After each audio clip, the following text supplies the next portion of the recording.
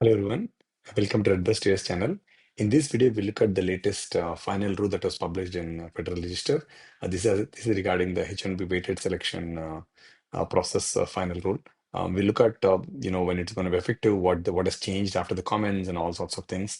We look at also how the whole process will work, right? If you want to subscribe to our channel, do subscribe for getting regular updates. So this is what we'll cover in this video. We'll look at a quick background. You look at why they're changing these things, what changes have come in, all sorts of things, right? Like, yeah, that's what we'll do. So what's the news, right? Like, yesterday they basically announced, they gave the, what do you call, the draft copy for people to public inspection file, they call it. And today, it's actually now published. You can see on the screen, right? Like, but the effective date of this, or technically, as you can see, it's 12/29 is when that's when they're considering it as to be published. So that's why it is, even though it is on the Federal Register. Now, before we get started, right, why is DHS changing this H1B lottery selection process? So what you see on the screen is actually the text we taken from the final rule. What they believe is the current lottery selection process, which is random selection, is subject to a lot of fraud, and there is systematic abuse by the program and all sorts of things. And it's not helping Americans as well. So what they're trying to say that is by changing this to a wage-based or a weighted system, they want to restore the original intent of the H1B program, and so that they can attract higher skilled workers. That's the reason they're doing this. And also, just to take a step back, right, to understand what is happening. What we'll do is basically like look at some of the background, right? I mean, this is not new. It started in Trump era, originally in 2020, right, in the first term, and they were trying to change the whole process to be excuse me, to be wage level based. The problem with that was, they were only prioritizing higher wage workers would get it and all sorts of things, right? And, basically the problem was lower wage workers would be shut out completely. So there's a problem. Eventually the Biden administration, after they took over in office in 2021, they withdrew the rule and they lost in the court. So a lot of things happened, just some context for you, right? But what has happened is, since then, when Trump came over for the second term, right, they basically made a proposed rule in September 2025, and where they said we're going to go with a weighted system and it will be based on wage levels. And what they believe is higher wages is equal to basically better odds for, and the lower levels will still have a chance. I think this is the proposed rule. So what we'll see now today, in the next steps is look at what has changed in the proposed rule and what still is there and what's basically in that, right? So if you look at the, during comment period, right, a 30-day comment period, there are about 2,731 comments that were received in the 30-day comment period. Um, excuse me. Unfortunately, despite all of those comments from public and also the organizations, there were no changes. Literally zero changes. Actually, zero changes were done. You can see, right? I mean, what you're seeing on the screen is actually screenshots of the actual. Public inspection PDF that was released yesterday, right? We taken screenshots of that, right?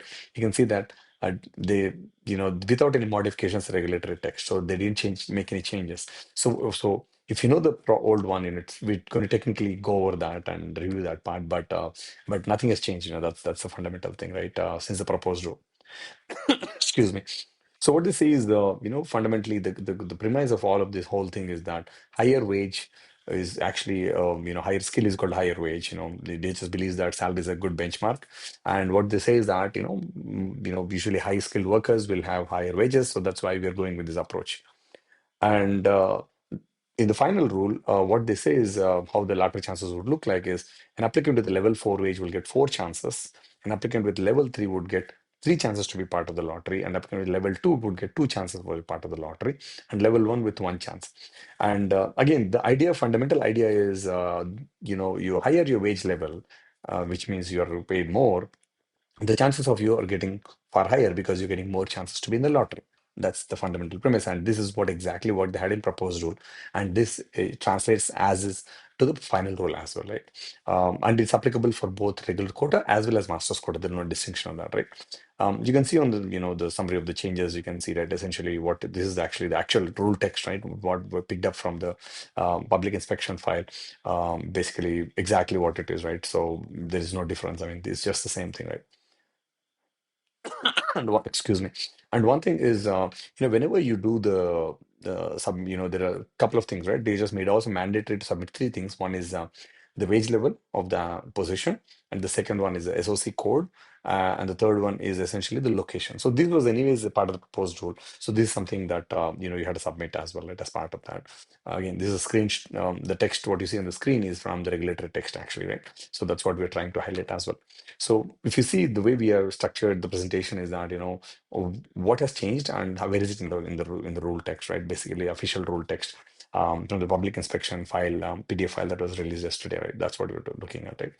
And one important thing is that, let's say you basically submit at a level 4 wage now. In the future, for amendments or any other new ones or anything with the same employer rate, you can't go with a lower wage. That's technically considered fraud, because you're trying to just modify this for the sake of lottery. So that's why this is not allowed. And they're going to enforce that. That's what they say. And excuse me. And this guidance on multiple locations, lack of wage levels, right? So if let's say the position is like consulting position, you have more than one location, then what they say is you have to pick the lowest wage level that is part of the position. Like for example, you have level 4 in let's say some small place in Kansas versus level 2, you have in San Francisco, then you would have to put level 2. That's what the guidance is. So you can't really have a small remote location just to bump up your chances to have higher wage level. And when there is no wage level data, they want you to use the prevailing wage determination guidance that they've given. So that's the guidance they've given, right?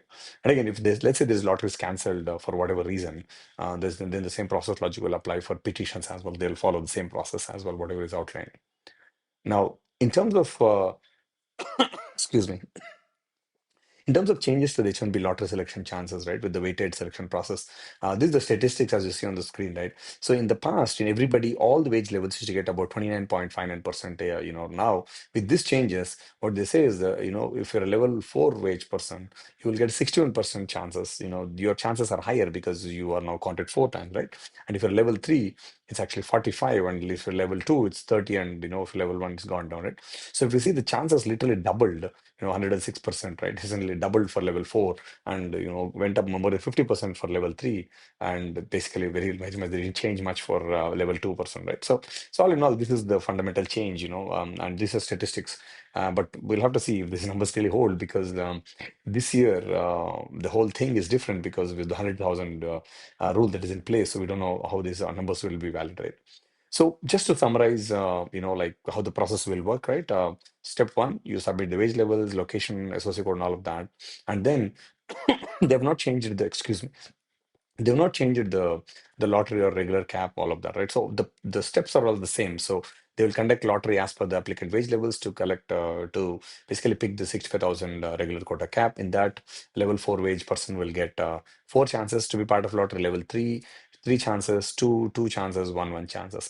And they've not really provided specific C even now also, right? How they will run each of these. So we'll have to see. Probably they will run in batches. My assumption is because when you select in batches, each batch you're getting, maybe they divide in 4 batches and 3 batches, 2 batches. So we don't know how they'll implement it, but it is exam material, right? The idea is they're going to follow this process as outlined.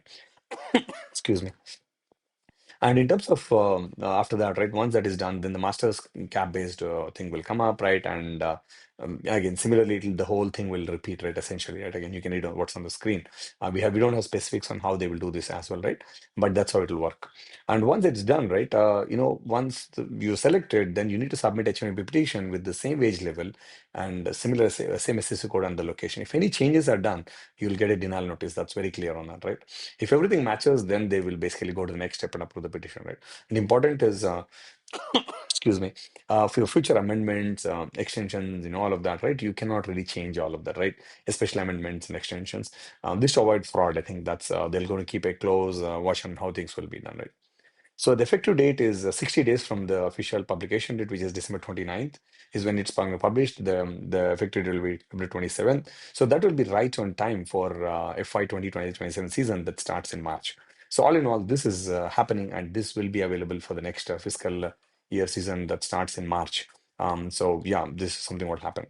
And now let's look at some common FAQs, right? Is this the applicable for every 2027? There is yes, because started February 2027. And now if you look at the second one is should we have same wage level for transfers? Again, this is very tricky. They have not really given any information on this, to be honest, right? It's not clear. So, definitely for amendments and cap subject ones, you cannot do, but transfers, I don't know how they will really treat this. This could be a loophole, but we'll have to see how they will address this, in the future, right? But there is no clear guidance on the transfers.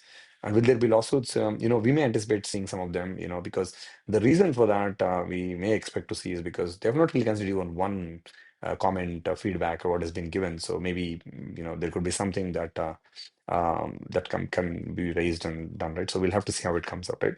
And also, is the 100K fees applicable, right, for the upcoming season? Yes, nothing changed in there. So you're subject to that if you're applying from outside. So the whole game, or the whole the process of lottery will be different this year, because with this 100,000, a lot of people applying from outside of America will not even be applying because they have to pay 100,000 fees. So the odds may be very, very different, and we'll have to see how the whole things will come out, right? So that's it, folks. Thank you for taking the time to watch. Do subscribe for getting regular updates. Do share your feedback, thoughts, comments in the comment section below. I would love to answer and hear more. Thank you again for watching.